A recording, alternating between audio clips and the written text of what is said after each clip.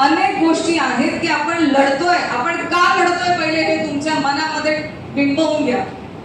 अडचणी येणार, मान्य, आम्ही तुम्हाला अडचणी येणार, आम्हालाही अडचणीतनं जावं लागतं. आम्ही व्यासपीठावर बसलेले तर आम्हाला अडचणी नाहीये असं नाहीये, अनेक अडचणी आहेत. पण अडचणींना सामोरे जाऊन लढावं लागणार आहे, कारण आपली ही विचारांची लढाई आहे.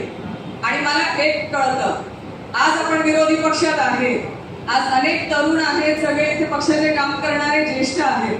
जेव्हा एखादा व्यक्ती लढतो ना, तो इतिहास घडवतो. सत्तेमध्ये तर सगळंच आलबेल असतं. सत्तेमध्ये तुमच्या हाताशी अधिकाऱ्यांची पावर असते, सत्तेचा, पैसेचा, सगळं तुमच्या हातात असतं. पण जो विरोधात लावून लढतो ना, तो इतिहास घडवतो. आजपर्यंतचा इतिहास जर तुम्ही वाचला असेल तर जो लढला त्याने इतिहास घडवलाय. त्याच्यामुळे लढायची काय, आपल्याला घाबरायची गरजच नाहीये. लढा, आणि कुठा तुम्ही लढलात ना तरच, आणि लढायची तयारी असेल तरच पक्षाचे पदाधिकारी म्हणून आपण चांगल्या रीतीने काम करू शकतो. अनेक गोष्टी आपल्याला आजही सांगता येतील. तुम्ही सगळ्यांनी सांगितलं की आम्हाला काही अडचणी आहेत, नक्की व्यक्त करा. पण मी तुम्हाला सगळ्यांना माहिती, मी ज्या आधीच्या पक्षात इथे आली आहे, त्या पक्षाची परिस्थिती काय होती हो आधी, 20 वर्ष आधी, 15 वर्ष आधी. तुम्ही त्या पक्षाची परिस्थिती जरा अवलोकन करून किंवा त्या इतिहासात जाऊन प्रयत्न करा. काही नव्हतं. आम्ही त्या पक्षाच्या संघर्षाच्या काळात आम्ही स्वतः होतो. माझ्या वडिलांनी त्यावेळेस कुरमुरे खातो ना आपण, ते खाऊन दिवस घालवले. जेवायला मिळायचं नाही, जेव्हा गावांमध्ये जायचं ना तेव्हा लोक दगडं मारायचे.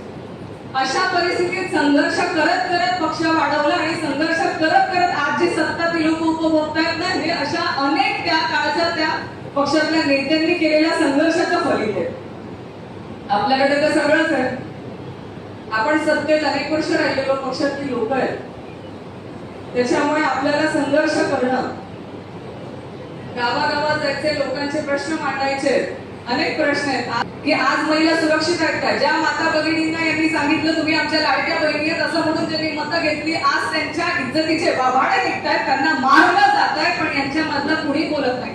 आणि आपल्यासारखे बोलायला लागले तर म्हणतात राजकारण करू नका.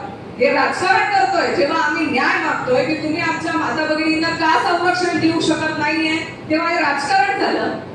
आम्ही आपलं महाविकास आघाडीचं सरकार होतं तेव्हा आपण शक्ती कायदा आणला होता. त्या शक्ती कायद्यामध्ये त्या आरोपीला शिक्षा ही त्या शक्ती कायद्यामध्ये. आज का शक्ती कायदा हा अडगडीत पडला याचं उत्तर सरकारमधल्या लोकांनी देणं गरजेचं आहे. जर आज ही शिक्षा जर जाहीर झाली तर मला सांगा कुठल्या व्यक्तीची हिंमत होईल माझ्या माता बहिणीच्या अंगावरती हात टाकायची. नाही होणार. आज कठोर कायदे नाहीयेत म्हणून या लोकांना फावतंय. आणा शक्ती कायदा. शक्ती कायदा आणणाऱ्यांना भीती कसली वाटते. तुम्ही कठोर कायदे करा, द्या ना एखादा नराधमाला चौकामध्ये. मी म्हणते एकाची नंतर हिंमत होणार नाही तर माझ्या माता भगिनींना हात लावायची, पण नाही करणार. तुम्ही कायद्याच्या मागे लपतात. आज जर आपण तुम्ही म्हणताय की तुम्ही फास्ट ट्रॅक कोर्टामध्ये हे केस जाणार आहे, तर शशिकांत शिंदे साहेब माझं स्वतः म्हणताय की हे जे म्हणतात आम्ही फास्ट ट्रॅक कोर्टात चालवणारे केस, आम्ही त्याच्यावरती जे गुन्हे नोंद करणारे. पण माझं सरकारला या निमित्ताने विनंती आहे की महिलांवरच्या घटना ह्या वर्षानुवर्ष चालतात. म्हणजे तिच्या शरीरावरती एकदा होतो, पण न्यायालयामध्ये जोपर्यंत ती दाद मागत असते तर तिच्यावरती तो. मग आपण हे कुठेतरी थांबवणार आहात कोणी.